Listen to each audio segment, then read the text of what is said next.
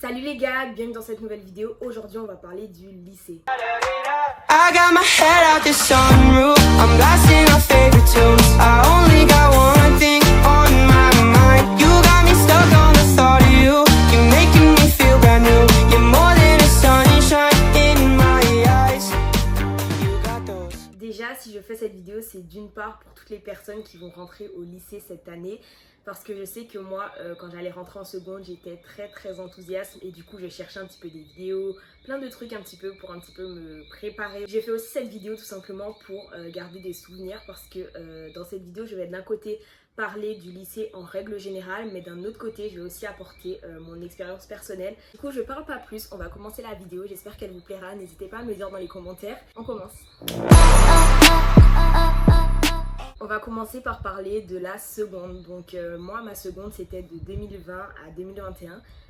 Pour moi, si je devais décrire la seconde en un mot, ce serait les plus belles années. Enfin, c'est pas un mot, mais vous avez compris. Si je dis que c'est une très belle année, c'est parce que déjà, comme je vous ai dit, on a l'engouement de rentrer au lycée. Mais c'est aussi parce que c'est une année qui n'a pas énormément d'enjeux. On passe pas le bac. On vient d'arriver, on est encore, enfin c'est vraiment une année qui est topissime. Du coup c'est celles qui vont rentrer au lycée, profiter. C'est génial parce que tu découvres une liberté que tu n'avais pas au collège. Tu as le droit au téléphone, tu peux t'habiller comme tu veux. Genre c'est vraiment un engouement mais immense. Tu rencontres plein de gens. La seconde, c'est le début de l'adolescence. Qui dit premier amour, premier flirt, première relation amicale, dit aussi première mauvaise fréquentation. Quand je dis mauvaise fréquentation, c'est pas forcément des mauvaises fréquentations, mais c'est plus dans le sens où si t'as pas les mêmes objectifs que ces personnes, traîner avec elles, ça va pas forcément t'apporter énormément. L'autre point qui va changer lorsque vous serez en seconde, c'est tout simplement votre groupe d'amis. Vos amis du collège ne sont plus forcément les mêmes qu'au lycée. Quand vous allez arriver au lycée, vous ne serez pas forcément dans la même classe que vos meilleurs amis. Pour ma part, j'ai eu beaucoup de chance parce que, étant donné que j'étais inscrite à la section euro-caribéenne, j'avais l'opportunité d'être dans la même classe que mes meilleurs amis en fait. Et mon groupe d'amis n'a pas réellement changé. C'est vrai qu'en seconde, il y a une fille avec qui j'étais très proche qui n'était pas dans ma classe. Et du coup, les choses ont fait qu'aujourd'hui, on n'est plus amis. Il faut vous attendre à ça. C'est-à-dire que si vous n'êtes pas dans la même classe que l'un de vos amis, ça peut peut-être signer la fin de votre amitié ou pas. Après, il y a des cas différents. Mais des fois et très souvent, ça arrive que les groupes d'amis changent lorsqu'on arrive au lycée. Je vais mettre une petite huile dans mes cheveux. Donc pour mon cas, du coup là c'est la partie où je vais un petit peu parler de mon cas personnel. Mon année de seconde a débuté avec le Covid. Parce que oui, du coup c'était 2020-2021, donc forcément on est tombé dans le Covid. Ma rentrée de seconde, on avait tous des masques. Du coup il y a certaines personnes qu'on a que découvert bien après, sans masque. Et il y avait un petit choc en mode itch. Ou des fois on se dit ah ouais pas mal, enfin ça dépendait vraiment des cas. Tu vois quelqu'un avec un joli regard et tout, et après tu vois le reste et tu te dis oh. On portait en effet des masques, mais c'était pas le seul changement du coup. On ne changeait pas de salle de classe. Du coup pendant mon année de seconde, on a passé toute l'année de seconde pour ma classe dans la même salle de classe. Du coup ça mettait une petite ambiance en mode c'est notre salle quoi, on a nos places, c'est notre petit cocon en fait. Et c'est les profs en fait qui changeaient de salle chaque fois. Les secondes, on avait notre étage. Et les premières et terminales, ils étaient plus au second étage du bâtiment. Souvent, on vous dit, quand vous faites des études, faites du sport. Et c'est le cas, je suis plus petit, on est tous habitués à faire du sport. Et dans mon cas, du coup, le sport que j'ai pratiqué, c'était le football. Donc, c'est vraiment un truc que j'ai adoré. Je le pratiquais en plus avec mes meilleurs amis, qui étaient aussi dans ma classe. Du coup, c'était vraiment génial. C'est vraiment mes meilleurs souvenirs, je pense. On avait foot le mardi soir et le vendredi soir. Le week-end, on avait compétition. Donc, en fait, c'était vraiment une routine. Et cette routine, ça faisait tellement de bien au moral. C'est-à-dire que même la semaine, quand on en avait un petit peu marre des cours et tout, on se disait « Ah, vendredi, on a foot. Mardi soir, on a foot. » Et ça, justement, se dire « Ouais, mardi, on a foot. Vendredi, on a foot. Ce week-end, on a match. » Mais en fait, ça nous donnait la motivation de terminer la semaine, en fait. Et je trouve ça génial. Donc, si vous avez l'opportunité de pratiquer une activité physique à côté, faites-le, même si c'est une activité créative, n'importe quoi, du moment que c'est une activité extrascolaire, faites-le parce que ça va que vous apporter du bien. Maintenant vient l'année de première qui s'est passée pour moi de 2021 à 2022. Juste avant ça, je vais un petit peu hydrater mes cheveux avec une huile ultra douce de chez Garnier. Du coup, voilà. Hier, j'ai été faire du jet et du coup, j'avais les cheveux lâchés et mes cheveux, ils sont grave secs. Du coup, je vais profiter pour un petit peu les hydrater. Donc l'année de première, elle n'est pas comme l'année de seconde, tout simplement parce que on a des examens en fin d'année. Donc forcément, c'est certaines responsabilités, ça peut être un petit peu stressant. Lorsque tu arrives en première, on te saoule avec le bac de français, avec les spécialités. Oui, parce qu'il faut choisir des spécialités. Et les spécialités, c'est des enseignements, c'est des matières que tu vas devoir choisir. Tu vas devoir choisir 3 matières. Ces matières, c'est par exemple les maths, la physique-chimie, la SVT, l'histoire géopolitique, la science numérique et technologique, l'audiovisuel, la philosophie, ça peut être plein de choses en fait. L'anglais, l'espagnol, t'as vraiment le choix. Dans mon cas, j'avais choisi l'SES, c'est-à-dire sciences économiques et sociales, la GGSP, histoire géopolitique, et l'LLCER, langue et littérature et culture étrangère anglaise. Il y a aussi des gens qui choisissent de prendre maths, SVT physique, anglais, SES, maths, enfin, ça dépend vraiment de ce que tu veux faire plus tard. C'est un petit peu compliqué de choisir tes spécialités, mais c'est important et tu es obligé. Il va falloir que tu choisisses quelque chose qui est logique, c'est-à-dire que tes spécialités doivent quand même avoir un rapport avec ce que tu veux faire plus tard, mais aussi un rapport les unes envers les autres. Maintenant, on va un petit peu hydrater mes cheveux avec cette crème. Donc comme je dis, c'est chiant parce que tu quittes une année où tu étais grave bien, c'est-à-dire la seconde, et tu arrives dans une année où il faut faire des choix, notamment le choix des spécialités, et où tu dois t'habituer à des matières que tu n'as jamais encore connues, comme pour moi la SES, et tout simplement l'histoire géopolitique. C'est une matière que j'ai choisie sur un coup de tête, c'est-à-dire que je ne savais pas en quoi ça consistait, mais j'avais pas envie de prendre des maths, j'avais pas envie de prendre la physique ni la SVT, donc je me suis dit il faut faire un choix en fait. Donc j'ai choisi la GGSP. J'ai bien fait d'ailleurs parce que j'ai adoré cette matière par la suite. J'ai trouvé ça grave intéressant, du coup c'était un bon choix selon moi. En première, il y a également le bac de français, donc ça c'est chiant parce que déjà il faut lire des livres pendant l'année, t'as des disserts, t'as des commentaires, t'as un prof chiant, c'est vraiment chiant. C'est le mot que pour définir le bac de français, c'est chiant.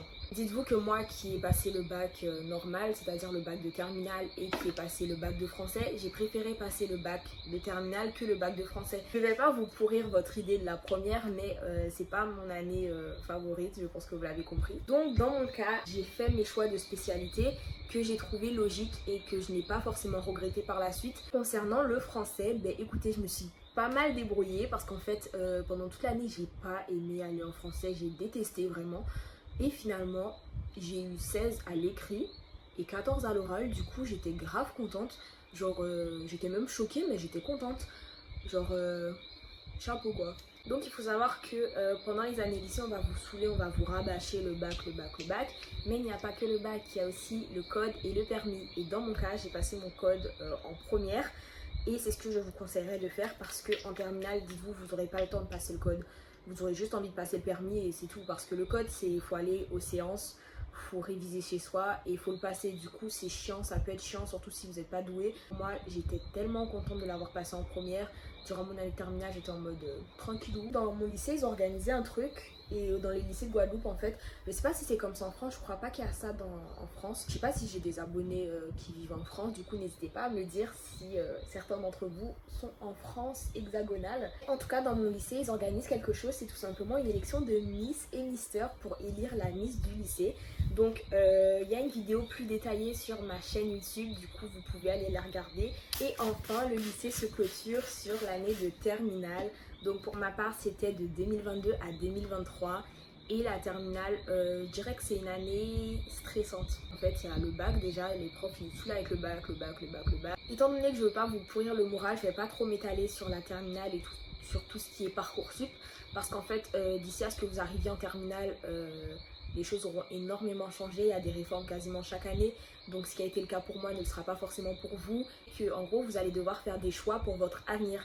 Et je trouve ça compliqué quand on a que 17 ou 18 ans de savoir ce qu'on veut faire genre tout le reste de notre vie. Stressant parce que tu as un laps de temps très court pour faire tes décisions, pour choisir l'école, quand tu as tes résultats. Genre, je trouve que c'est une énorme pression qu'on nous inflige. Et du coup ça pourrit un petit peu ton année en fait, ou du moins une partie de l'année. En terminale, comme je vous ai dit tout à l'heure, il y a la question du permis. Pour ma part j'ai passé mon permis et je l'ai eu du premier coup, du coup j'étais trop contente en fait.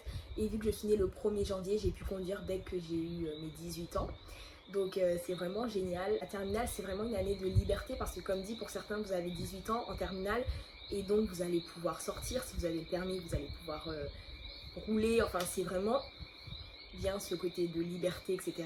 Donc pour celles et ceux qui se sentent un petit peu perdus ou apeurés à l'idée de devoir choisir des spécialités, des écoles, des villes, enfin tout ce qui concerne l'orientation, dites-vous que vous pouvez vous faire encadrer, notamment par la conseillère d'orientation de votre lycée. Elle est quasiment jamais là. Faut se le dire, elle est quasiment jamais là. Les conseillères d'orientation, c'est comme les infirmières scolaires, elles sont jamais là quand on en a besoin.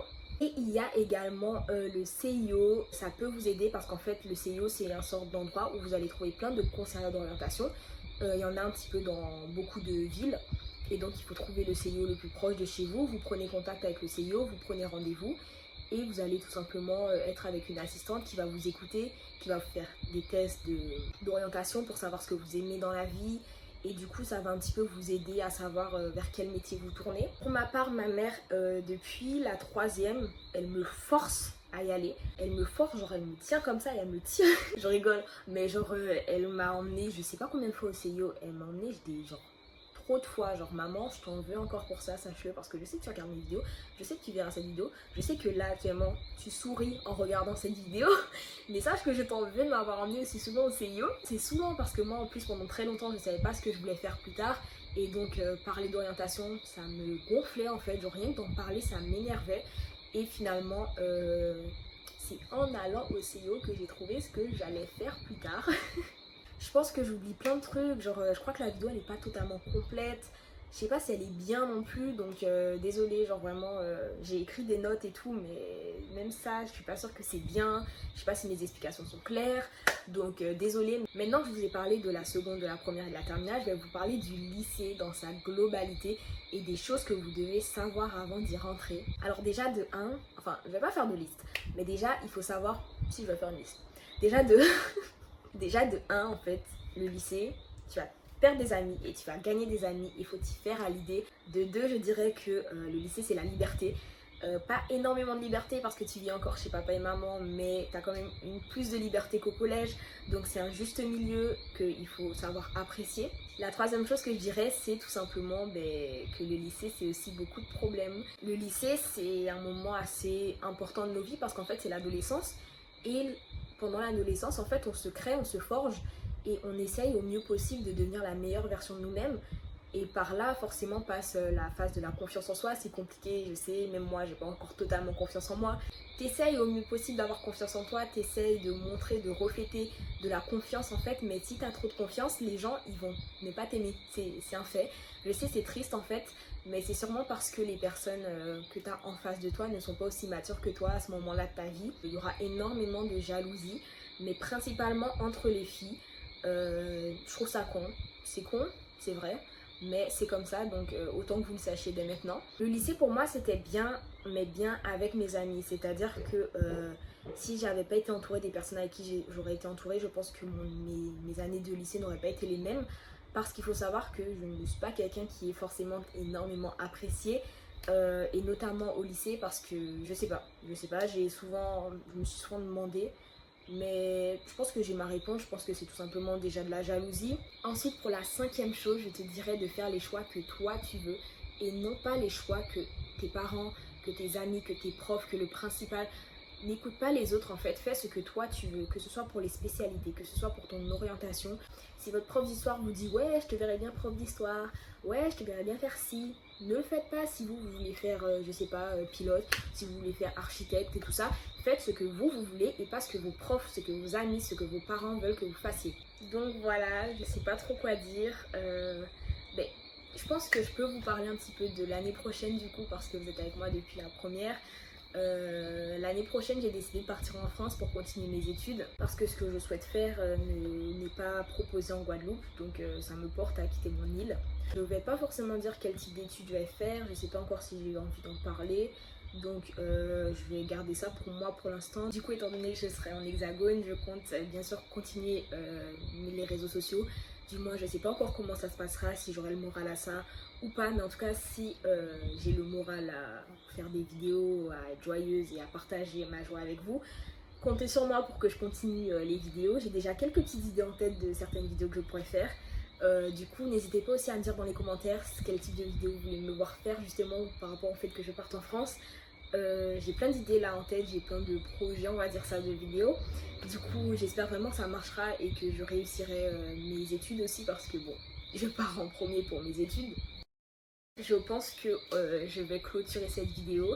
Pour toutes celles et ceux qui sont restés jusqu'au bout, merci déjà. J'espère que la vidéo vous aura plu. N'hésitez pas à liker, partager et commenter comme d'habitude. Si vous avez quelque chose à me dire, n'hésitez pas à me le dire dans les commentaires. Je réponds comme d'habitude. Et je vous fais plein de bisous.